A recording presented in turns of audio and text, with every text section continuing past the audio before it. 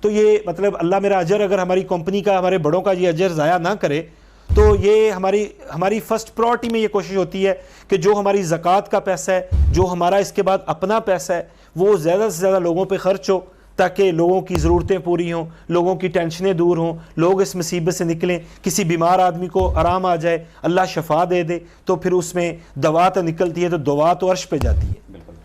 یعنی کافی لوگوں کا یہ گلہ رہتا ہے کہ ہمارے سیاستدان آتے ہیں سلیکٹ ہو کے لاہور میں آتے ہیں، پھر ہمارا کوئی پرسان حال نہیں ہوتا، کوئی حال پوچھنے والا نہیں ہوتا۔ اس حوالے سے آپ کا کیا نظریہ ہے؟ مار صاحب، وہ میں نے جو آپ کو پہلے اس بات کا جواب دیا وہی سیم کہانی کہ اگر ہمیں عوام کا دکھ ہو، دیکھیں ہماری ایک بہت بڑی پرابلم ہے کہ ہم ذمہ دار لوگ ہیں اور ہمارا سب سے بڑا مسئلہ ہے پانی کا، اور جب یہ سیاستدان آتے ہیں ووٹ لینے کے لیے ہمارے پاس تو یہ سب سے پہلے ہمیں ہماری دکھتی رگ پہ ہاتھ رکھتے ہیں، یہ کہتے ہیں کہ ہمیں ووٹ دو، آپ کی وارہ بندیاں ختم ہو جائیں گی اور آپ کو پورا پانی ملے گا، یہ ہوگا وہ ہوگا۔ ہم ناقص العقل لوگ ہیں، ہم ان کی باتوں پہ عمل کر لیتے ہیں، اور جو جیت جاتا ہے اس کا چہرہ بھی ہمارے لیے مطلب غنیمت ہو جاتا ہے، کوئی نظر نہیں آتا، اور جو ہار جاتا ہے اس بیچارے نے تو آنا ہی کیا ہوتا ہے، ٹھیک ہے، کیونکہ ہارنا اور جیتنا وہ عوام سے ریلیٹڈ نہیں ہے، وہ پروٹوکول انجام کرنے سے ریلیٹڈ ہے کہ پروٹوکول ملنا چاہیے۔ وہ اگر پروٹوکول مل جاتا ہے تو جس کو مل جاتا ہے وہ بھی والسلام کہہ دیتا ہے 5 سالوں کے لیے، اسے پتا ہوتا ہے کہ یہاں پہ واری ہے، اگلی تو نہیں آنی، اگلی تو کسی اور کی آنی ہے، تو میں 5 سال دھکے کیوں کھاؤں، پروٹوکول انجام کرتا ہوں۔ تو جو ہار جاتا ہے وہ کہتا ہے آپ 5 سال مجھ سے تو پوچھنے والا ہی کوئی نہیں، میں تو جب عوام کے پاس جاؤں گا میں کہوں گا میرے پاس تو کچھ ہے ہی نہیں، میں نے کیا کرنا ہے، تو وہ اس لیے نہیں آتا، وہ اس لیے نہیں آتا، تو ہم رہ جاتے ہیں بیچارے اکیلے اس علاقے کے دھکے کھانے کے۔ اور سب سے بڑی بدقسمتی ہماری یہ ہے کہ ہمارے علاقے سے آج تک ماں نے وہ بیٹا پیدا ہی نہیں کیا جو ایم این اے کا الیکشن لڑ سکے۔ کوئی ایسا شخص کا، ہمارے اس میں بڑے بڑے قابل لوگ پڑے ہوئے ہیں لیکن ہمیں کوئی یہ رسپانس ہی نہیں دیتا، کوئی بندہ یہ سوچتا ہی نہیں، اس طرف کچھ جاتا ہی نہیں کہ یار دیکھیں سر مار صاحب، ایک پنڈی سے، لاہور سے، کراچی سے، لندن سے، ایک بندہ دبئی سے باہر سے آتا ہے، وہ ہمارے دکھوں کا اندازہ نہیں لگا سکتا۔ دکھ کا اندازہ وہ بندہ لگا سکتا ہے۔ اب دیکھیں آپ کو کیا پتا کہ اخلاق بستی میں کتنے لوگ رات کو بھوکے سوئے ہیں، آپ کو کیا پتا چٹھا کلونی میں کتنے لوگ رات کو بھوکے سوئے ہیں، یہ اس بندے کو پتا ہے جس کو پتا ہے چٹھا کلونی کدھر ہے، جس کو پتا ہے کسان کلونی کدھر ہے، جس کو پتا ہے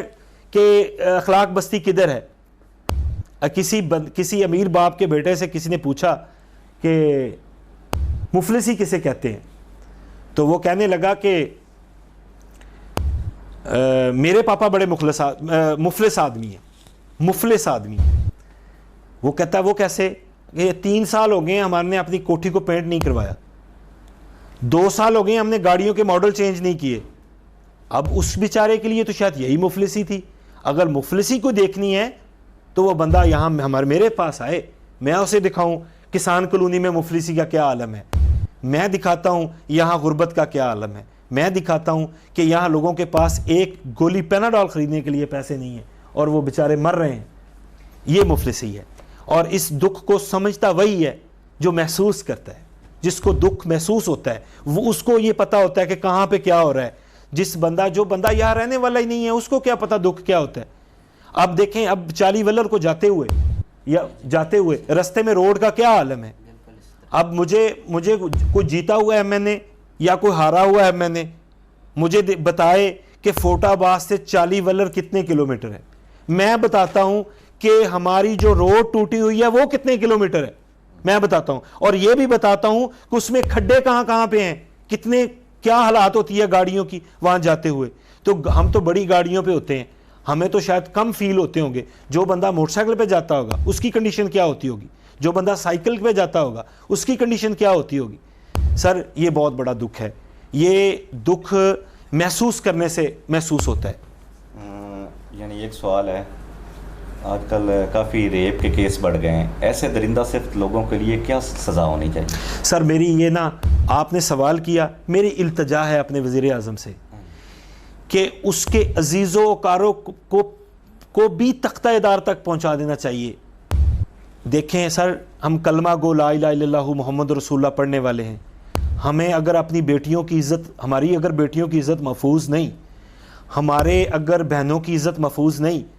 ہماری ماؤں کی عزت محفوظ نہیں، تو ہم مسلمان کہاں سے ہیں؟ یہ میں اپریشیٹ کرتا ہوں اپنے